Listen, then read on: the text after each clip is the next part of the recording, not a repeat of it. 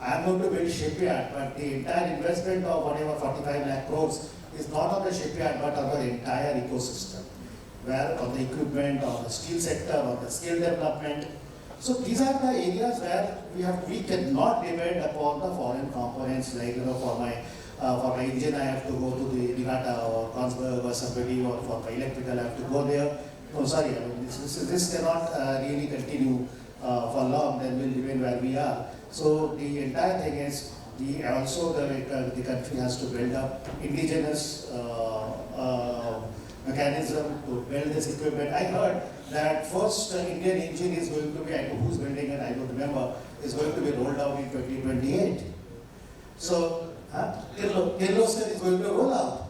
So once this is rolled out, I heard today we are buying lithium battery from Sweden. It's a huge cost, about $600 per kilowatt hour. I heard some Indian companies, Mega and all, are proposing to take it from Toshiba. The sticks from Toshiba are going to manufacture. To do the entire battery here, that will come down to $250 per kilowatt hour. So unless we do this, this plan will remain ambitious. So it's not on the shipbuilding, but the entire ecosystem, right from steel, or the engine, thruster, and other components of the ship, navigational equipment. All these things have to be ultimately built in India. Then only we can be the first time, or else the supply chain issues, forex issues, exchange rate issues. Today, you find one of the bidding with Indian Oil, people are challenging the tender condition, no fixed rate, because you don't know in 3 year time why the foreign components are going to land there. So this is not the way we cannot progress. We are taking challenges. We'll have Indian ships will be built in Indian yards, but depending largely on the foreign components, then we do not have value landing up. So ultimately, the aim of the government is to also have these things built in India. Thank you. My last question to Pradeep. I mean, Tata Steel is a big producer of steel. So how would you like to place yourself with respect to availability of steel for building ships? As you know, the quality of steel what shipbuilders want here, I mean the quality of steel which Tata Steel produces, whether a sufficient steel is available in the country with Tata Steel or JSW or maybe any other top producer for making ships here in India? Yeah. So, sir, I'm happy to share with everyone that Tata Steel started manufacturing multiple grades of steel which are being supplied to shipbuilding industry, like 50, 50, 0 and all the certification from class like Lloyd, and all, so those have been obtained, and we are also supplying API grades pipes to the industry. So I will not say that we are meeting the entire requirement of steel of shipbuilding industry, but it has started moving to the industry. We have started developing our capability. And in Europe, in Netherlands business, we used to supply most of the components to the shipbuilding industry. So we are using those patents and those learning from those plants and bringing into the Indian unit. And probably within 2-3 years, we will cover 90% of the requirement of the industry. Thank you very much. Thank you. One last question to you. When you said that you are into the ship class steel, then can you confirm to the audience here that will you be competitive in terms of international pricing? Yeah, definitely. That is key. Yeah, definitely we will be competitive, and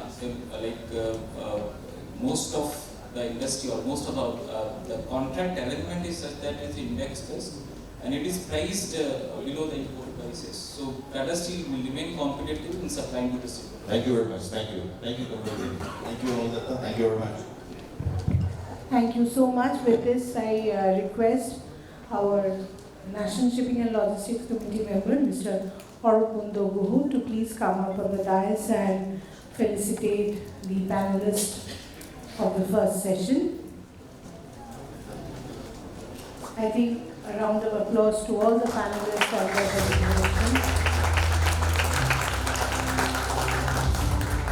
We would like to hand over the first memento to Commander Vineet Araya, Chief General Manager, Garden Ridge Shipbuilders and Engineers Limited.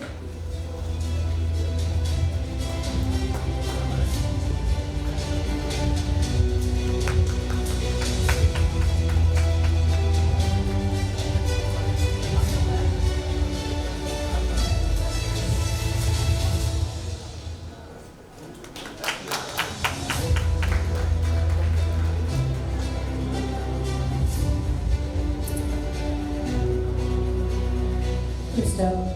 Pradeep Kumar, Head Outbound Shipping and Shipping Operations, Group Shipping, One Supply Chain, Tata Steel Limited.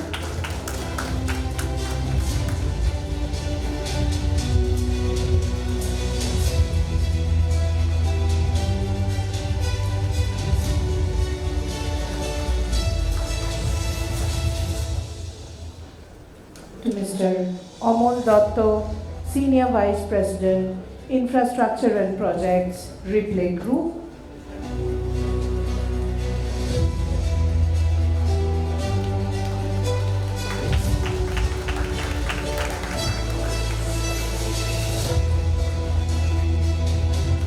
And to our very own Mr. Ashutosh Jaiswal, CEO and Director of Century Ports Limited and Senior Member of the National Shipping and Logistics Committee of the Bengal Chamber as the moderator of the session.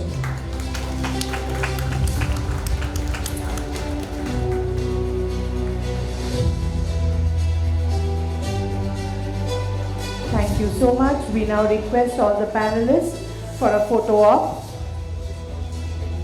So if we can all have you for a photo opportunity, or sir, please be on the dais.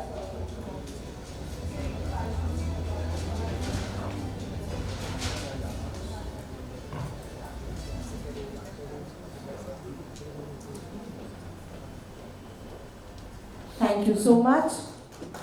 With this, we come to the end of panel 1. We will now break for lunch, which is at the 3rd floor. We request all of you to join us for lunch. Followed by the lunch, we will come back to this hall at 2:45. As we are running behind the schedule, we request all of you to join us here again at the Williamson Nagar Hall, 1st floor at 2:45 p.m.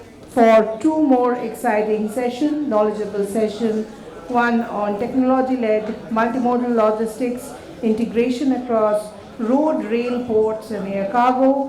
Followed by that, we have skilling and workforce development for shipping and logistics 4.0 sessions. So please join us for lunch and come back by 2:40, please.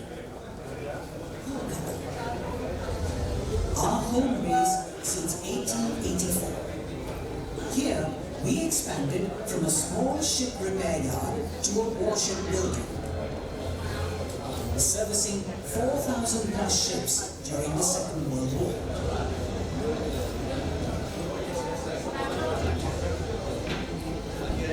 Nationalized in 1960, ours is a legacy of serial successes and India's firsts in warship building. The first Indian warship, INS Ajay, in 1960. We request our committee members to please escort the speakers at the Tata Steel Room, 3rd floor. 81.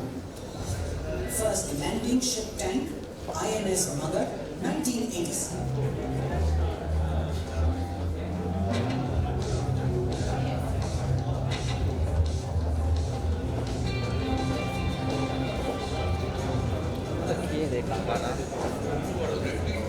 Has a long history of providing cargo handling services in the major ports of India, with a strong presence in all. Logistics links enterprise worldwide. It feeds businesses, shapes industry, and fuels economy. Efficient logistics management helps create wealth. We at Century CFLs understand, respect, and value your trust, your time, your business. Shipbuilding, warships, and commercial vessels.